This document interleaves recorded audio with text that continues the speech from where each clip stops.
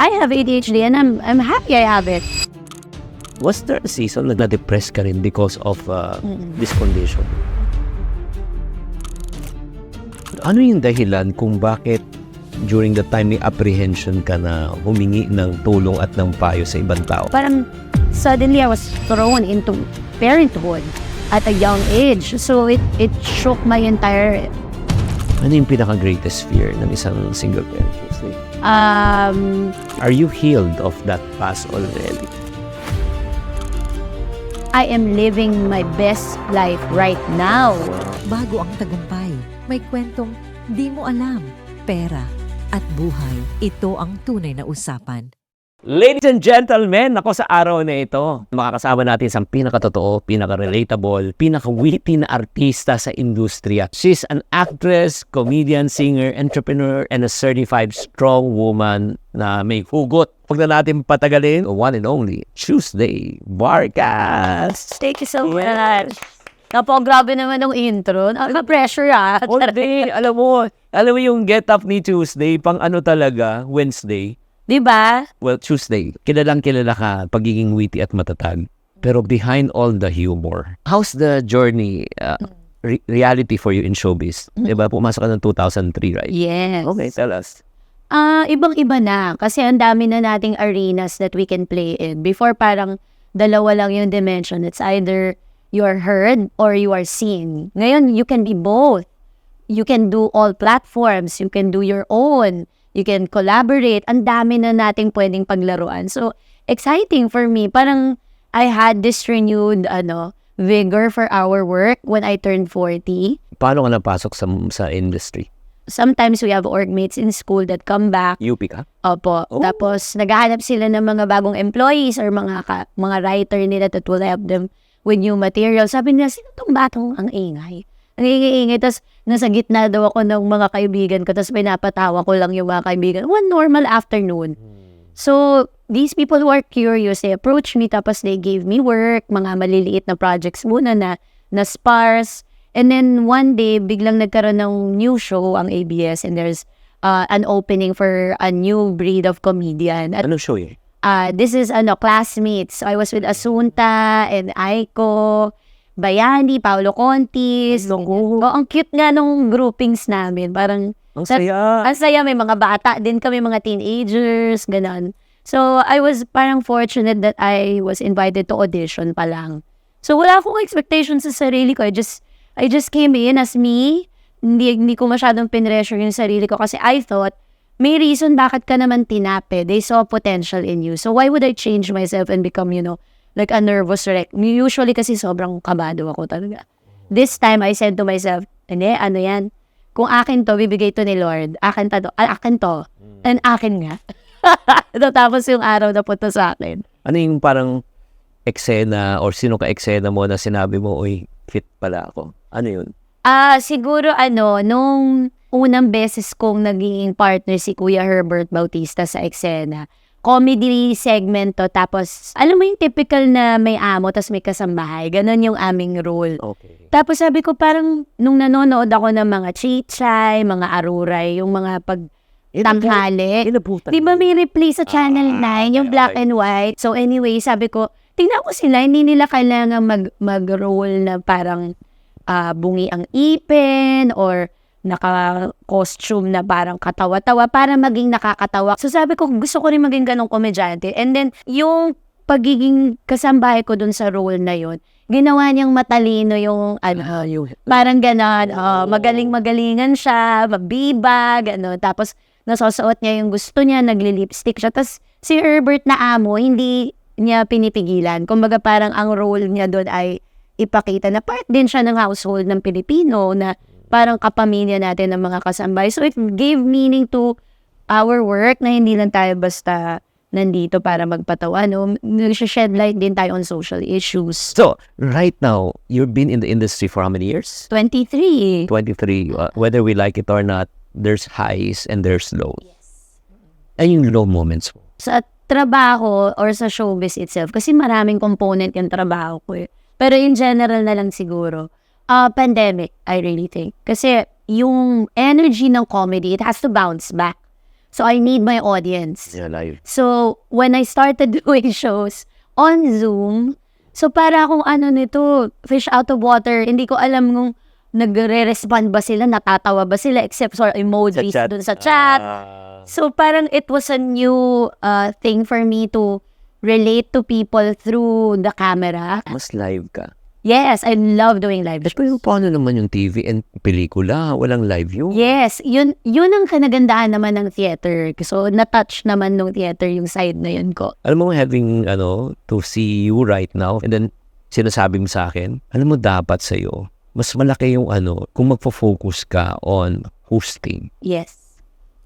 Yan ngayon ang bread and butter ko, hosting Yeah. talaga. You should be more focused on that. I think that will be a perfect fit for you. Would you agree? Oo, I agree. Kasi you know what? It's funny you mentioned that. Kasi in all the things that I do na money making, none gives me more joy aside from music. Siguro parang kapantay siya ng music than hosting. Kasi when I carry a brand, for example, nag-anniversary itong isang brand na to. Tapos, Miss Chuse, I think you will be perfect for the theme.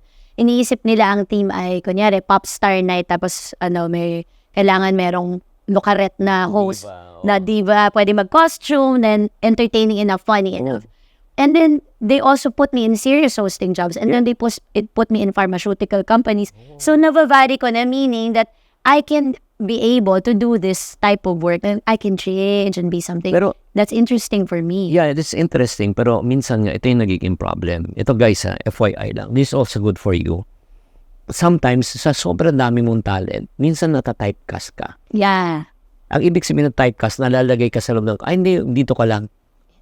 Pero hindi, hindi nila alam na meron ka pang ibang kagalingan Di ba? So ngayon, let's talk about yung average mo. In an average month, may ilan ang nagiging hosting and gig mo? Madami-dami din. Yan ang bulk eh. Siguro percentage, it takes up like 80% of my income for the month. Wow. So sometimes 4 times in a month, ganun. 3 to 4. So malalaking accounts yan kasi either repeat clients or brands talaga. So, the reality is this. Pag pinitignan natin, yung mga komedyante, masaya siya parate. But in reality, many people, yun nga, sinasabi nga ni Kuya Germs ang payaso, masaya sa labas. Pero sa loob may pinagdadaanan. And you've been open about your condition, yung ADHD mo. Kailan mo napansin na yun nga, you had that condition? Iba kasi ako nung growing up, parang nang nare-realize ko I didn't harbor so many friendships, and some of the friendships just fizzled out. Parang hindi na nagtuloy-tuloy. Kasi nga, they don't get me at times. Sabi ko, bakit kaya iba ako mag-process? Ilan taong ka? Bata, as in, siguro 7, 8 years old, nararamdaman ko na parang ibang klase akong magproseso. Ganon. Paano ka magproseso? Some kids, parang they rely heavily on their parents. Like, especially yung formative years mo, diba? Ako maaga ako naging independent. Parang I don't get it why you need to be parang cuddled or parang handheld all the time, diba? Kaya ko nang magligo mag-isa, kumain mag-isa, mag-prepare ng sarili ko before going to school. Tapos, hindi ko gusto na pinakikialaman ako sa mga bagay-bagay. Lalo ng pagkaedad ko lang, yung parang wala akong bilib. Unless parents ko, syempre makikinig tayo, no? Pero nung lumalaki ako, parang I don't listen to anybody but people of authority and people I respect. Paano naman sa classroom? Ano yung mo, yung parang behavior mo? Ayun, bihira lang ako magkaroon ng ka-close. Na namimili ako, ganyan. Tapos usually mas may edad ang nagiging kasundo ko, yung gusto ko kung paano sila mag-isip, gano'n. Towards the teacher? Teacher, yes. Teacher's pet ako. Mas gusto kong kausapan teacher kaysa kaklase. Hindi, I don't know kasi during our time, hindi diagnose yung ADHD. Hindi, wala. Pag natawanan ka lang, pag sinabi mo, ano yun? Pangmayaman na sakit? May mga letters? Ganyan. So, Sinilalam yun. during that time, I don't know, pero hindi ako mapakali talaga maupo. Ganun ka rin ba? Yes. It has something to do with naman.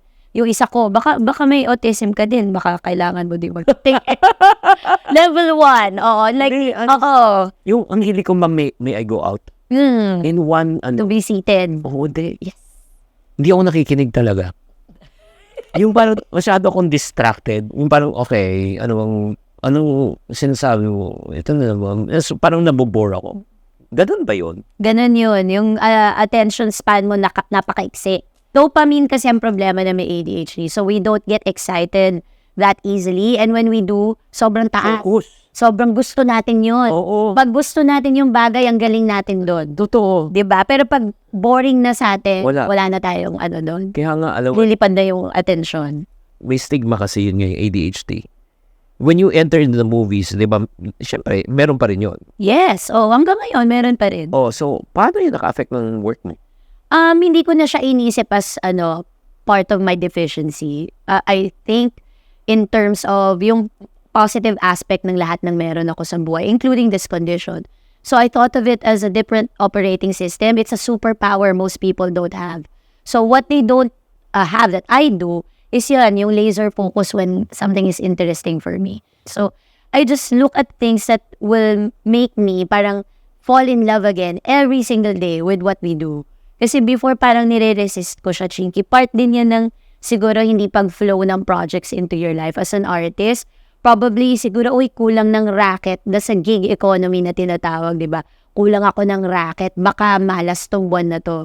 Yung mga ganong mga self-talk na dapat iniiwasan na natin. Ako, every time, kunyari, there's a lean month, I do something else that will generate money. Exactly. So that's where the other streams come in. Ang galing. So dapat you shift the perspective. Ako, I don't have ADHD. I'm sorry. I don't say that anymore. I have ADHD and I'm happy I have it because I can focus on something really, really hard and excel in it. Kasi ito lang guys, not only for people who have this condition, pero kailangan natin maintindihan what you focus on becomes larger. Parang ano yan, if you focus on problems, lalaking problema mo. Yes. But if you focus on solution, magkakaroon ka rin ng ng parang way to go out. If you focus on difficulties, yun din ang problema mo. Makikita mo lahat ng mga challenges. But if you focus on opportunities, magkakaroon ka ng, di ba? Yes, opportunities. Exactly. Grabe, ang galing ng ginawa mo. So at least you learn how to manage it. Yes, kailangan. Oo. Was there a season na ganun din? Yung talagang na-depress ka rin because of this condition?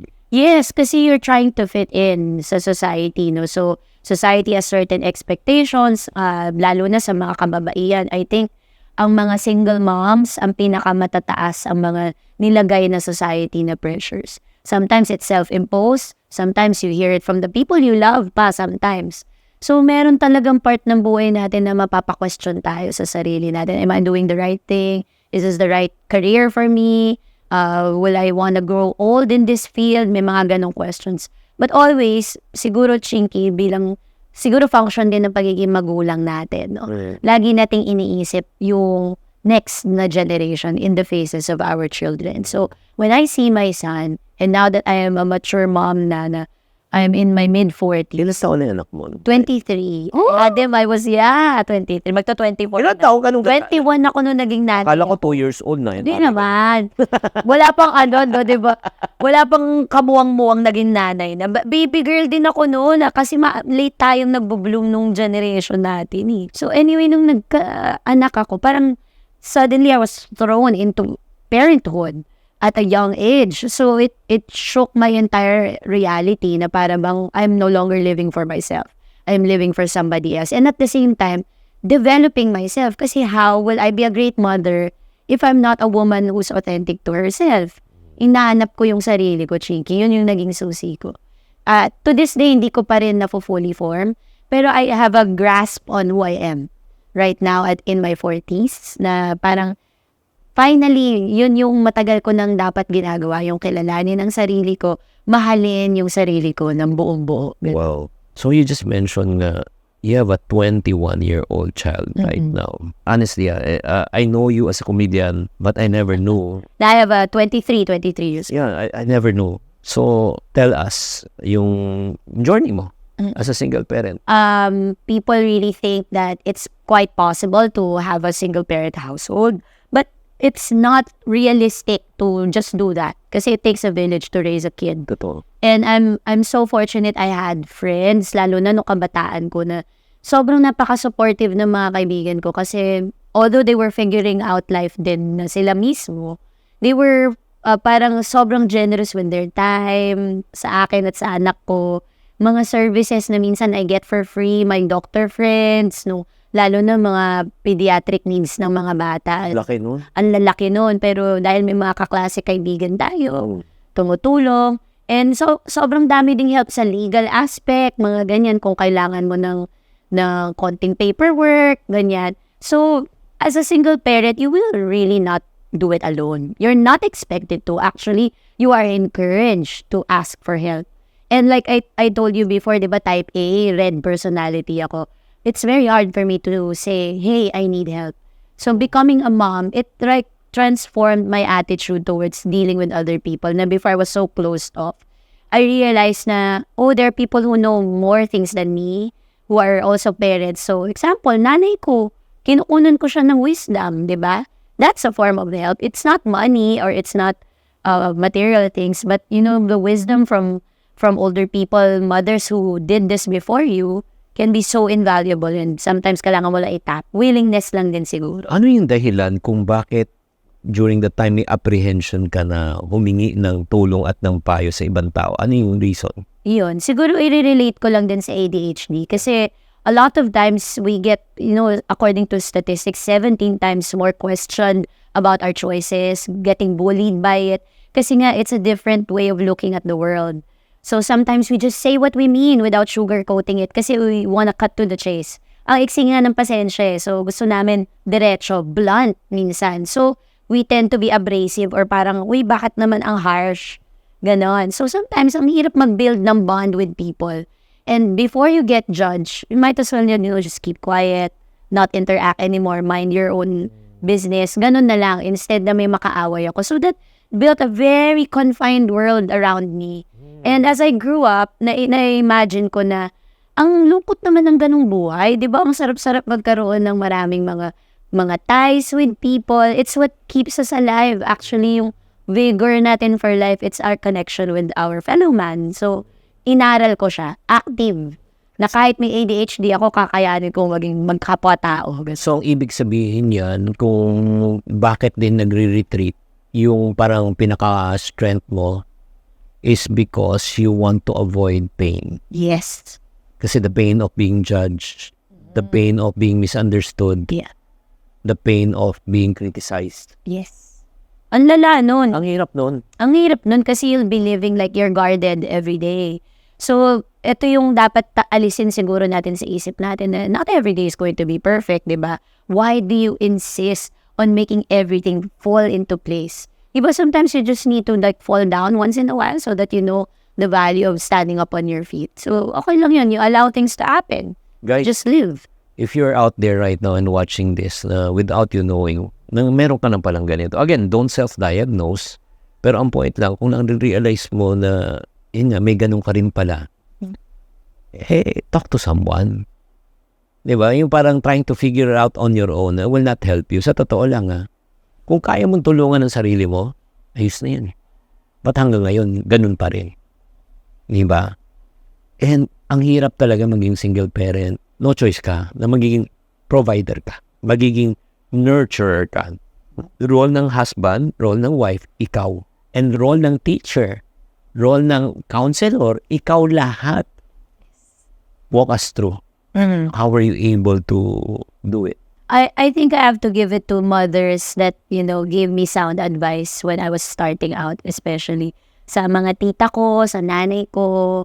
Ang dami nilang mga na-pass on na mga dapat tatandaan. Tapos, gumawa rin ako ng sarili ko na mga life rules and all of that. Kasi nag-iba na rin ako bilang tao eh. Nung simula ng pagiging nanay ko, lahat anak gagawin ko para sa'yo. Pwede akong mamatay para sa'yo. Pero the question is, at nabasa ko rin to sa isang book, no? Dying for your children is easy. Anybody can do that. But can you live for your children? Can you be the type of person that your children will want to be when they grow up? Wow. So, and when I was younger, I was struggling so hard to provide a life for my kid. I was willing to do anything for him. Now, in my older years, and now my son is a grown person also, adult na rin siya, mas able na siya to understand things. Mas na-realize ko na I need to live my life for me. So that when my son sees me living life the way I supposed to live it, and aligning with my values, what I want in this stage of my life, he will do the same. So, right now, again, one more question about being single parent? Ano yung pinaka-greatest fear ng isang single parent, Tuesday? Ayun, that I wasn't able to pass on what I need to pass on to my kid. Kasi nga, mag-isa ka lang no? So pag, wag naman, no? Pag natapos ang kwento mo sa mundong ito, maiiwan siya, kaya na ba niya? Kaya nga kaya yung pangalan ng anak ko. Kaya. Galing. Kaya. Di ba? Kamusta na siya ngayon? Okay naman, he has his own business. Now, nagluluto siya. The home-based business, yun, one of our businesses. Now, let's talk about money. Okay. Siyempre naman, hindi ka pwedeng mabuhay na isang single parent na wala kang pera. Yes. So, paano ka pagdating sa pera in terms of your mindset and attitude about money first? Si mama kasi nasa Japan. So, maraming times na nagsistay kami with her. So, na-observe ko yung ugali ng mga Japanese when it comes to money. And I really love this economist that said na hapon, sabi niya, when money comes in, you say thank you. That's arigato in. But when you use money for you, for the benefit of your well-being, it's arigato out. You also thank the money as it goes out. Wow. So, ang sarap na maging attitude yan. And ever since I heard that, yun na yung naging attitude ko sa pera na hindi ako nangihinayang pag ginagamit ko ang pera to invest in myself or other ventures that money will grow. To me, money is not just, paper, physical. Hindi siya ganun Actually, si Nixon nga, di ba, wala nang gold standard natanggal na yun So, money is imaginary. It's energy, actually. It's not. You treat it like water. You don't hold it, even if it's physical to you. You don't hold it. You let it flow. Ay, grabe. Alam mo, talino, no? No offense meant, yung parang pagtingin natin, pag pinapanood natin, papatawa lang yan. Pero sa totoo lang, napakalalim ni Tuesday. So, guys, ito lang. Let's take a moment to process yung sinabi niya. Huwag natin pakawalan yan. Arigato in, that's thank you. Coming in, arigato out. Ang ibig sabihin niyan talaga, if we look at it, we have to be thankful and grateful with whatever you have. Kasi minsan, ang kadalasan nangyayari, may tendency tayo na imbis na magpasalamat kung ano man na natatanggap natin, nagre-reklamo tayo. Bakit ang liit ng kita? Ba't ang hirap ng buhay? Ang focus kasi natin, yes, oo, mahirap talaga kung malit ang kinikita mo. Pero, ang focus kasi natin sa mga bagay na wala tayo. Kesa ano man kung meron tayo. You should be thankful and grateful and be contented, pero may pero. You should not be satisfied. Maraming salamat na kumakain isang beses ang araw, pero darating ang panahon, 3 beses ako kumakain isang araw. May pamasahe ko, pero darating ang panahon, magkakaroon ako ng sarili kong sasakyan. May maliit akong tirahan, pero darating ang panahon, magkakaroon ako ng sarili kong bahay. Because the good days are not behind us, but the good days are ahead of us. If you have that attitude na talagang thankful and grateful ka every single day, maniwala ka, alam mo gagawin sa'yo ng Diyos. Lalo ka pang pagpapalain, lalo ka pang pagkakatiwalaan. Yes. Do you agree? I agree. Oo, kasi you have to be worthy of the abundance. You have to make yourself the vessel of the energy. So, para puntahan ka ng pera, kailangan nabubuhay ka na para bang hawak mo na yung pera na yun. Medyo may ganun akong vibe. Like, sabi ko kanina, kasing simple, anong susuotin ko pag imi-meet ko si Chinky? Kasi matagal na natin itong, so, dapat business looking, money and inducing energy ang dadaling ko sa set mo. May ganun akong mindset lagi na parang, I am living my best life right now. Wow. Hindi bukas, hindi kahapon, right now. Alam mo, talino mo talagang tao.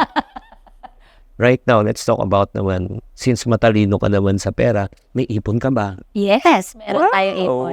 Yung ipon ko, ganito yon. Kasi may time ako na na-share ko na din to sa ibang guestings ko na zero ako, Chinky. Alam mo ba yun? Yung ang dami mo nang naipon, naisubit. Tapos may isang araw or isang insidente talaga na mangyayari talaga na mawawala lahat. Bakit? Ano yan sometimes we trust the wrong people, sometimes we invest on the wrong things, we overestimate ourselves na, kaya ko yan. Tapos, magsasabayan pa to ng pandemya na mawawalan tayo ng work. So, you're banking on, like you said, a future that hasn't been written yet. So, the money that you don't have yet, di ba? Yung mga ganyan. So, nung nawala, that's when I said sa sarili ko na, I am using my money the wrong way. Parang may ganun akong realization. Kasi, yes, parang naggagawa ako ng mga lists based on things that I don't hold yet, na may parang full side mo na nag-hope ka na this will be yielding at some way. So, you work with what you have. Yan, siguro financial advice ko is, you don't need to have a big capital and start a big business right away. Small businesses actually do work. Micro and medium scale, sobrang yan ang nag-boost ng economy natin ngayon. So, don't be ever ashamed of your small hustles. So, I went back to my roots. Nagbenta ako ng ukay, nagbenta ako ng frozen na food, chinky, nagluluto ako ng boodle fight na ina-assemble ko para sa nung pandemic. Wow. And I earned 7,000 pesos each day neto na. Wow. So that's 168 per month if you multiply Wow. that. Diba? Dahil mula sa zero, in 6 months, I was able to pay for my arrears sa housing loan, Galing. arrears ko sa car. Kasi sa simple fact lang na hindi ako nahiya na bumalik ulit sa zero. At tumayo ako ulit. Yan. Balikan natin, ano yung mga lessons na mapupulot natin. Number 1, the purpose of money is to make your life easier. Yes. How would you know that you're using your money in the right way? If the money that your earnings make your life easier, ibig sabihin tama paggamit mo. But if the money that your earnings make your life harder, nagpapahirap ng buhay, mali ang paggamit mo. Pangalawa, ito lang po, it took you a lifetime to earn the money. It took you a lot of sacrifice to save the money. But it only takes you one bad decision to lose all of your hard-earned money. Yes. Diba? Ikaw, nagtiwala ka. Diba? I'm sure malaking pera yun. Top. Pero kung bibilangin natin, taon. Yes, nabuhay mo ang kapalit. Exactly. Masakit hindi yung ano eh. Yes. Hindi yung pera na nawala eh. Yung parang taon na nawala sa'yo. Yes, totoo yan. Oo. Yung- Yun ang source ng depression ko. Maraming taong hindi nakaka-realize na, pera lang yan, may trabaho ka pa naman, you have your health, you can still earn it again. No, it's regret na para bang if I hadn't made that wrong decision, sana ngayon naka-prente lang ako, di ba? Hindi ako nagmamadaling kumita ulit. Pero we miss the point always. These things happen because there's a lesson to be learned. Pero that's the point. Again, Yes. alam mo, 2 lessons na naman to. Number 1, stop living in the past. Yes. You cannot change the past, but you can change the future by making the right decision today. Yes. So, are you healed of that past already? Oo, sobra. I think so. Kasi kaya ako nasabing healed ako because of it. Hindi ako nagpatalo dun sa nawala sa akin. Kumbaga parang kinaya ko na kalimutan siya at saka not to make a big deal about it. Kasi I'm also a part of that problem. I was conscious when I made that decision. And maloko man tayo ng kung sino man, no? Kunyari na-scam kayo or whatever. If you backtrack, ikaw naman ang umuo dun sa agreement. Hindi, inaral mo ba ng mabuti? Tinignan mo ba or whatever? So, you're partly to blame. And if you are partly to blame, you're also a part of the solution. Alam mo, when you talk to an intelligent person, you become intelligent also eh. Hindi, alam mo, ito lang yung sinasabi ni Miss Tuesday na talagang importante yun eh. Matuto talaga tayo eh sa mga pagkakamali natin and then pagdating sa pera. And I hope na kapulutan nyo to ng aral. 2 dahilan lang pwede ka mawalan ng pera eh. Number 1, ignorance. Dahil di mo alam, pinusukan mo. Number 2, greed. On your end, honestly, I want you to be, you can say yes or no. Anong level ka doon? Is it the ignorance part or the greed part that caught you? I think it's the ignorance part. Kasi I'm not greedy, I am comfortable. Actually, gusto ko nga ng buhay probinsya talaga. Hindi ako mapaghanad. Tingin ko parang yung ignorance part is, hindi dahil boba ka sa pera, hindi. Yung boba ka sa feelings na dapat associated with money. Diba? Handling money is a serious business. And sometimes it's ugly when you handle money. And if you don't want to face the ugly or the truths about money, then maluloko ka. Akala mo lagi, ang pera, pampasaya, ang pera, pampaganito. But it can also be a tool for harm. It can be a tool for sabotage. Ang dami niyang, kasi nga it's energy. So, kung anong lalagay mo doon na pakiramdam, magiging ganon siya. Kaya alam mo, parati ko sinasabi, ang pag-asenso, ang pag-unlad at pagyaman ng tao ay napag-aaralan. So right now, let's go to the entrepreneurial side. So, kailan nag-umpisa to? Maaga, bata, kasi out of necessity. Pambaon, nung bata ako. Talaga? Oo, ganun. Mga simple, yema, brownies, mga ganun. Ikaw gumagawa o ikaw nagbebenta? Ako gumagawa. Nagpaturo ako. Ilan taong ka nun? Siguro grade 3, so 9. Ay, crazy. 9, ganyan. Tsaka ukay, nagbebenta ako ng mga ukay. Malapit kasi bahay namin sa Bangbang. Nung nag-artista ka ba? Nagbebenta ka rin ba? Oo. Damit, sapatos, ganun. Ganun din, hindi siya ukay, pero nag-transition ako to luxury naman. Kasi syempre, artista, gusto nila mga branded. So, pagka may show ako abroad, may isang araw talaga akong hihingin sa producer na mag-iikot lang ako. Akala nila magpapasyal. Hindi, kumukuha ng paninda. Yung lola mo, wala pang live selling nung papanahon na yun. So, actual person to person. Kumbaga, door to door salesman. Ganun ako. So, hindi ko sinasayang yung oras pag nasa bakasyon. Pareho tayo. Bili ako ng pwede ko ibenta. Pareho Oo, pasabay. Ganun yung term nila ngayon. Oo. Madiskarte ka talaga. Kailangan, kasi gusto ko yung money ko, play money ko, marami. Hindi ko siya nababawas sa normal kong kita. Okay, so what business are you into right now? So, yan, reselling. So, I resell clothes and shoes. I'm focusing now on vintage items. So, I travel once a month to Bangkok or Hong Kong, kung saan man. Tapos, mangkuha tayo ng mga high quality ng mga vintage, rare finds. That's one. Then, my son has a food business which I help him with. So, it's a home-based business.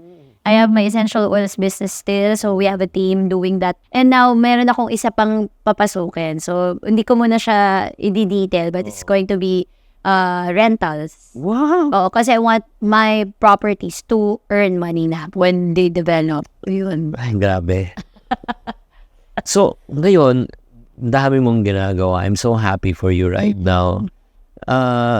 May recent ako napanood sa TikTok mo. Yung, parang I don't know, yung TikTok mo parang naging diary mo na eh. Totoo. Ganun nga ginawa ko sa kanya. Oo. Oo. Can you tell us yung latest na parang people parang nami-judge ka? Yes. Ano naman yung moment na yun? Oo, I was in Hong Kong actually. I was trying to enjoy myself. I was in Disneyland, diba? And then there's a person on another app. They mentioned that I was a total BITCH at Disney. Kasi hindi daw ako nagpa-grant ng photo opportunity with lola and an apo. Which I didn't do. Una sa lahat, parang lahat ng nakakilala sa akin kahit minsan hindi ko yun ginawa na nag-refuse ako. Kahit pagod tayo. Part 2 ng work din natin. But there are certain moments na siguro I would caution people to parang tanggalin natin yung movie glasses natin when we see celebrities out in the wild. Like, we are people too. We are enjoying our personal time. You know, there's a certain moment that it's opportune that you can ask for a photo. But there are moments also that, especially when we're eating or when we're discussing important things with the family outside, siguro the respectful way to go about it is Ask permission. ask permission. Yes, and I always say yes. Oo naman. So, naloka ako dun sa balita na suplada, whatever. Paano mo naman hinahandle, syempre, whether you like it or not right now? Iba kasi yung pelikula at TV dati, pero ngayon iba na yung social media eh. Wala nang muka eh sa mga nagpo-post. Ang tatapang na lahat eh. Sobra. Oh, how do you handle bashing naman in terms of taking care of your mental and emotional wellness? Siguro dahil mabilis akong maapektuhan talaga before. I stay away from harmful content. Hindi lang basta yung hindi favorable sa akin na. Kahit hindi favorable sa ibang tao, people I know, I don't feed my mind with content that will just, cloud whatever it is I'm focusing on right now. So, ang goal ko ngayon is self-development, peace, and whatever. If it's outside of that, I don't watch it. I don't read it. So, right now, talking about peace, yung sinabi mo eh. What does financial peace mean to a Tuesday, Vargas? Okay. Success became so many things in my definition as I grew older. And before, when I was aiming for, houses, cars, traveling the world, ganon, I was sadly parang na-reveal sa akin na hindi pala yun yung mga bagay na dapat kong nilalagyan ng resources ko. So financial peace for me right now is to afford a life in which I can take a pause from the things I have to do so that I can do the things that I need to do. So I need to focus on my health. I need to focus on my mental health and physical health. I need to focus on my kid and passing on the things I need to pass on. I need to focus on my other aspects of creativity, which is right now I'm also playing with my band most of the time kasi it's a thing that I left behind na parang sort of pain point for me that I'm also healing. So, to be able to do all of that, kailangan ko ng pondo.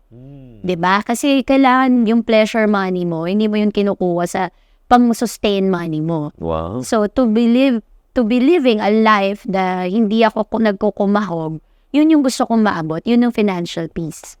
Pwede ako huminto. Anytime. Well said, well said. Anytime I wanna stop, I wanna rest, I won't Galing, feel guilt. ang galing mo. Yun lang ang gusto ko. Yeah. Ano masasabi mo naman sa mga single parent out there? Yes. Alright, so especially those who are awesome moms like me. So, malamang meron din kayo kung may condition din po ang mga anak ninyo na lagi nyo iisipin na it's never your fault. Never. As in, all of us are thrown into this life. Sabi to ng anak ko sa akin, nobody had a choice. We were born into this life. Wow. We just, one day was said to us na this is life, live it. So it's our first time, all of us on this earth. So you can commit mistakes, you can stumble, you can become a bad parent, but do not become a bad person because of it. Diba? There's always opportunities to rectify, to correct whatever behavior, and all of that can be done when you operate with love.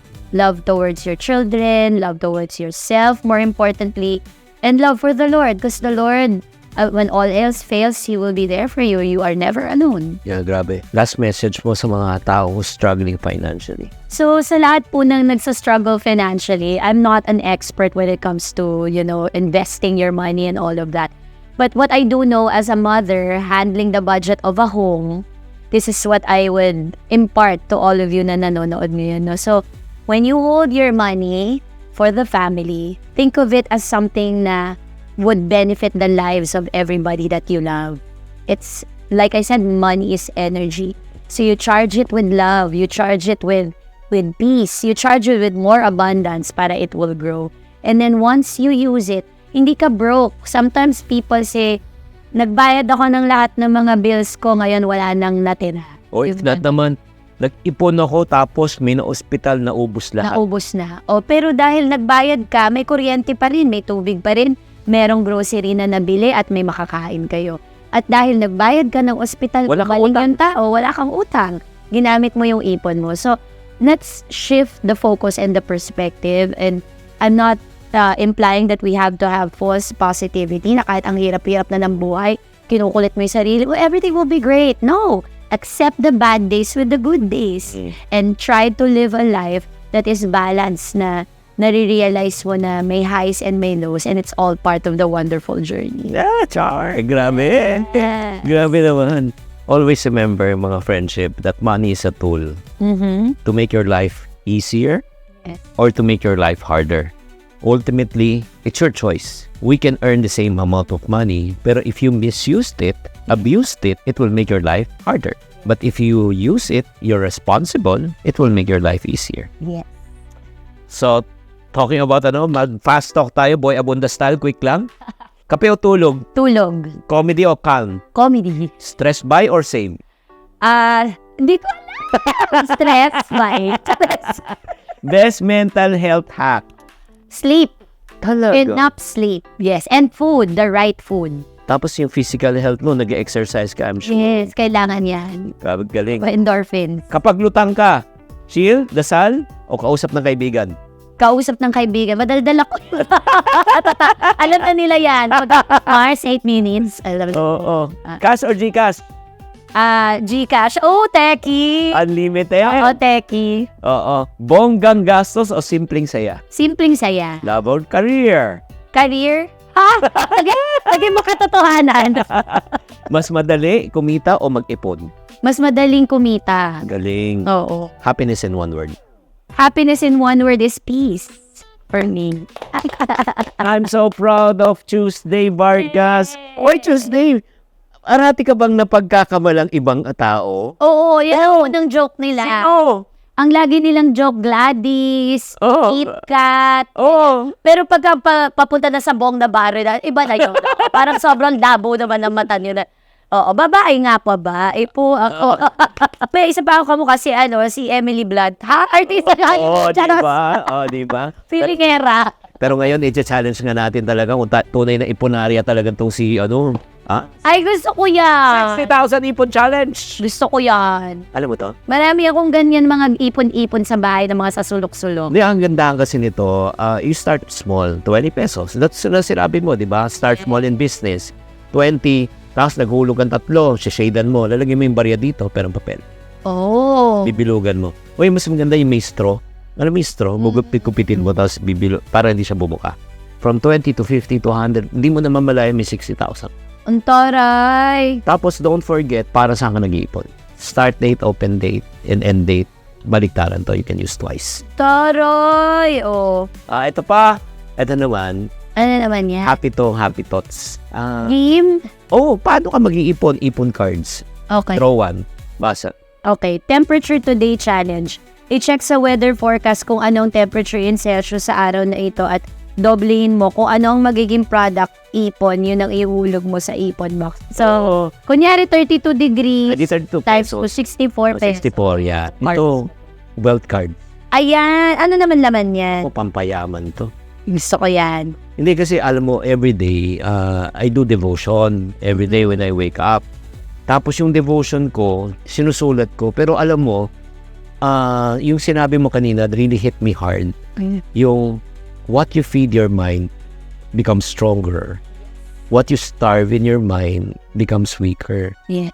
Kung parating finifeed mo mga negative thoughts, yun ang lalakas. Pero pagka finifeed mo naman are good, yun din ang lalakas. So, pick a card. You start with the red. Yung first card sa red, yung tinatawag nating money pain or money trauma. Okay. Ano yun?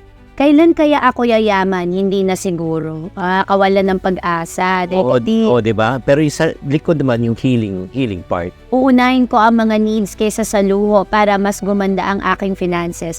Ang pagyaman ay bunga ng sipag, tiyaga at diskarte. The Lord will make you the head, not the tail. Oh, di ba? So, ang gagawin mo lang, everyday you pick a card, tapos ilalagay mo lang to sa window na ito.